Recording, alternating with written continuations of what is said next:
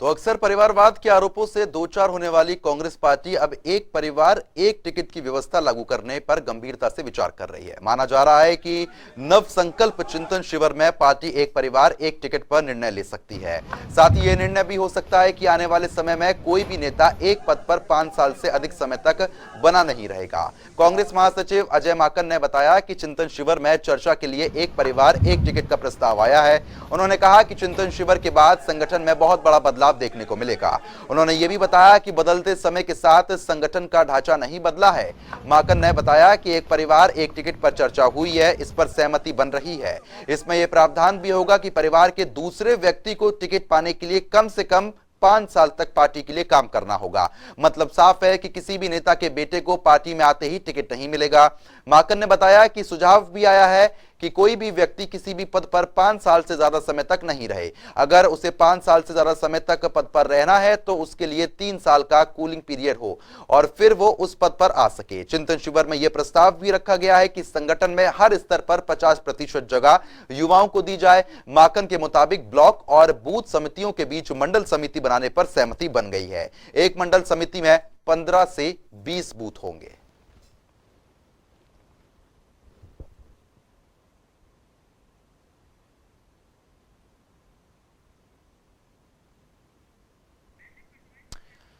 तो फिलहाल टिकट पर कांग्रेस की लगातार नीति बदलती हुई अब नजर आ रही है, क्योंकि उदयपुर में चिंतन शिविर चल रहा है। तमाम तरीके के फैसले पार्टी को मजबूत करने के लिए लिए जा रहे हैं। 2024 के लिए खास तौर पर रोड मैप किस तरीके से तैयार करना है, इस पर बातचीत हो रही है। और ऐसे में एक नया फैसला यहां पर सामने आता है जिस पर मंथन अभी भी चल रहा है। एक परिवार एक टिकट, यानी कि परिवार के एक सदस्य को ही टिकट मिलेगा।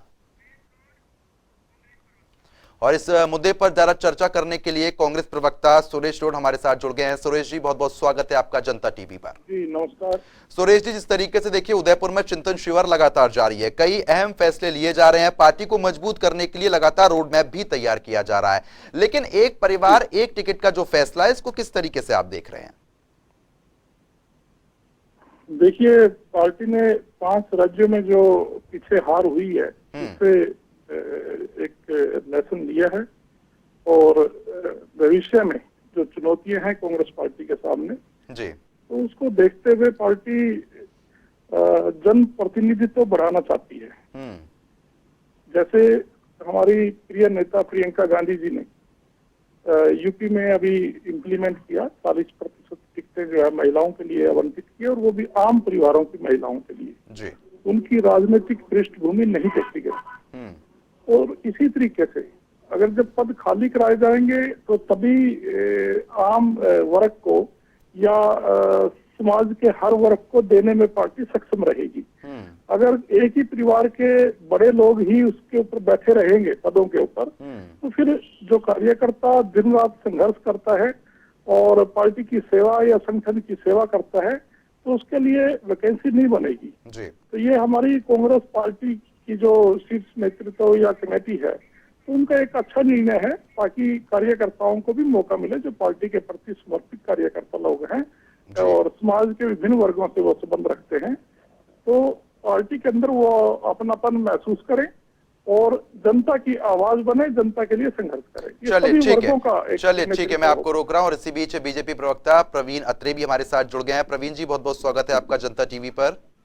धन्यवाद। प्रवीण जी, जिस तरीके से देखिए उदयपुर में लगातार चिंतन शिविर जारी है, कांग्रेस का पार्टी को मजबूत किया जा रहा है, उसी बीच एक फैसला सामने आता है जिस पर मंथन अभी भी जारी है कि एक परिवार के एक सदस्य को टिकट मिलेगी। इसको किस तरीके से आप देख रहे हैं? ऐसा लगता है कि इस फैसले के बाद कहीं ना कहीं मजबूती पार्टी में आएगी? देखिए, जहाँ तक चिंतन शिविर की बात है, ये चिंतन शिविर नहीं, मुझे लगता है कांग्रेस को इसका नाम रखना चाहिए था चिंता शिविर जी, क्योंकि कांग्रेस को इस बात की चिंता करने की बेहद जरूरत है कि जिन विषयों पे वो मंथन कर रहे हैं क्या उन विषयों को वो लागू कर पाएंगे। क्योंकि एक परिवार के एक व्यक्ति को टिकट जिसके ऊपर मंथन चल रहा है, कल मैं अजय माकन जी को सुन रहा था, प्रेस कॉन्फ्रेंस में खुल के कह रहे थे कि इस मुद्दे पे नेहरू गांधी परिवार वो बाहर रहेगा। मतलब जो पार्टी के मालिक हैं, जो कंपनी के सीईओ हैं, उनको अख्तियार रहेगा कि वो चाहे एक आदमी टिकट ले चाहे वो सारा परिवार ले, उनके ऊपर लागू नहीं होगा। ये लागू किस पे होगा? आम कार्यकर्ता। अगर किसी राजनीतिक दल के अंदर इस तरह का भेदभाव हो, इस तरह से कार्यकर्ताओं को छोटा समझा जाए या कार्यकर्ताओं को मालिक से अलग समझा जाए, तो स्वाभाविक है इस विषय पे कांग्रेस को चिंता करने की जरूरत है। पार्टी मजबूत होगी नहीं होगी, ये विषय तो तब आएंगे जब आप कार्यकर्ता की चिंता करेंगे। कार्यकर्ता की चिंता तो आप कर ही नहीं रहे हो। आप चिंता किसकी कर रहे हो? नेहरू गांधी परिवार की, कि उनको क्या क्या रियायत मिल सकती है। बिल्कुल, लेकिन देखिए जिस तरीके से बार बार इस बात का भी जिक्र किया जा रहा है कि आगे पार्टी को मजबूती के साथ बढ़ाने का प्रयास हो रहा है, तो ऐसे में ये जो फैसला लिया जा रहा है, इससे आप कह रहे हैं कि चिंतन की जगह चिंता का जिक्र होना चाहिए। सुरेश जी हमारे साथ बने हुए। सुरेश जी, आपने पूरी बात सुनी होगी, चिंतन की जगह चिंता आपको करने की जरूरत है, ऐसा कह रहे हैं प्रवीण अत्रे जी? नहीं, देखिए प्रवीण अत्रे जी कुछ भी कहें, वो उनका अपना सोचना है या उनकी पार्टी या अपना वो है जो राय रख रहे हैं वो बीजेपी की। तो हमारा जो कहना है वो यही है कि जन प्रतिनिधित्व को सुनिश्चित करने के लिए जो हर वर्ग के हैं, प्रियंका गांधी जी या राहुल गांधी जी या सोनिया गांधी जी, जो बीजेपी के साथी के द्वारा कहा गया, मैं उनको बताना चाहता हूँ 2009 में श्री राहुल गांधी जी को हमारे जो सांसद हैं और खुद हमारे उस समय जो प्रधानमंत्री थे मनमोहन सिंह जी, सभी की राय थी कि राहुल जी को प्रधानमंत्री बन जाना चाहिए। अगर गांधी परिवार सत्ता का भूखा होता तो मैं प्रवीण अत्रे जी को ये कहता हूँ कि सुषमा स्वराज को बाल नहीं कटवाने पड़ते, गंजा नहीं होना पड़ता, जो उन्होंने कसम उठाई थी। तो बीजेपी को अपने त्याग के द्वारा कई बार धराशायी किया है। हार और जीत जो आंकड़ों की है, झूठ बोलकर अगर बीजेपी सत्ता में आ भी गई, लोग गुमराह हो जाते हैं, तो इससे कोई फर्क कांग्रेस पार्टी की नीति पे और नियत पे नहीं पड़ने वाला। चलिए ठीक है, आप नीति का जिक्र कर रहे हैं, लेकिन जिस तरीके से आपका चिंतन शिविर चल रहा है, उसी बीच बड़ी खबर यह भी निकल कर आती है कि सुनील जाखड़ ने पार्टी से इस्तीफा दे दिया है। इसको किस तरीके से एक्सप्लेन करेंगे? क्योंकि एक तरफ तो आप पार्टी को मजबूत करने की बात कर रहे हैं, लेकिन उसी बीच दिग्गज नेता जितना इतना लंबा उनका एक्सपीरियंस रहा है आपकी पार्टी में, और वही छोड़ के चले जाते हैं। नहीं, देखिए पार्टी के प्रति जो सुनील जाखड़ जी हैं, उनका एक बड़ा कद भी रहा है और पार्टी के प्रति समर्पण उससे भी बड़ा रहा है।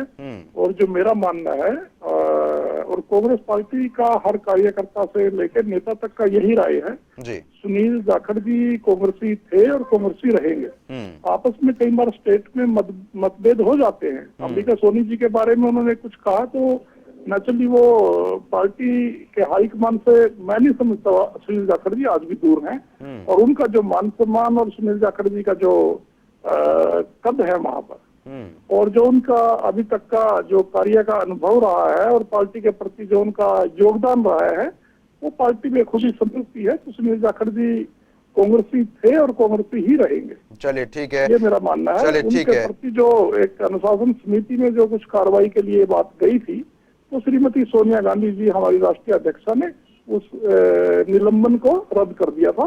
इस बारे में मेरा यही कहना है। चलिए ठीक है, लेकिन प्रवीण जी जिस तरीके से 6 कमेटियां बनाई गई हैं चिंतन शिविर के लिए, किसानों के लिए भी लगातार कमेटी बनाई है, एमएसपी की मांग अब भी की जा रही है।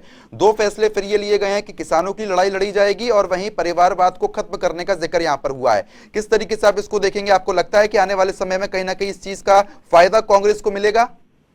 देखिए, एक तो पहली बात तो ये है कि जो बात मैंने शुरुआत में कही थी कि कांग्रेस को चिंता करनी चाहिए, उसका एक उदाहरण सुनील जाखड़ जी के कांग्रेस से इस्तीफे के जरिए सामने आ चुका है। ठीक है, इससे बड़ा क्या उदाहरण होगा?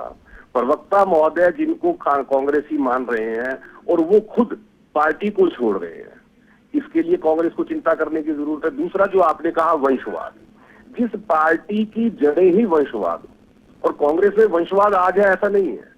1962 में पंडित नेहरू ने प्रधानमंत्री होते हुए अपनी सुपुत्री श्रीमती इंदिरा गांधी को पार्टी का राष्ट्रीय अध्यक्ष बनवाया। वंशवाद की जो जड़ है उसी दिन लग गई थी कांग्रेस में, और ये वंशवाद ही है जिसकी वजह से आज कांग्रेस इस स्थिति पे है कि लोकसभा में विपक्ष का नेता बनाने के काबिल भी जनता ने कांग्रेस को नहीं छोड़ा। रही बात किसानों के, जिसका प्रस्ताव का आप जिक्र कर रहे हैं, जनता किसान देश का बार बार यही सवाल कांग्रेस से पूछता है कि आप लगातार सत्ता में रहे तो आपने किसानों के लिए क्या किया? स्वामीनाथन आयोग की रिपोर्ट 2006 में आ गई, आप 2014 तक सत्ता में रहे, आप स्वामीनाथन आयोग की रिपोर्ट को दबा के क्यों बैठे रहे? एमएसपी का जिक्र है जिस चिंतन शिविर में कांग्रेस कर रही है, देश का किसान ये सवाल भी कांग्रेस से पूछता है कि 2014 से पहले क्या वजह थी कि आप किसानों की फसल का दाम तक नहीं दे पाए? क्या वजह थी कि 2009 में और 2010 में धान का एमएसपी बढ़ाने की बजाय आपने 10 रुपए घटा दिया था? ये सारे सवाल हैं जो देश के किसान ने लगातार कांग्रेस से पूछे हैं।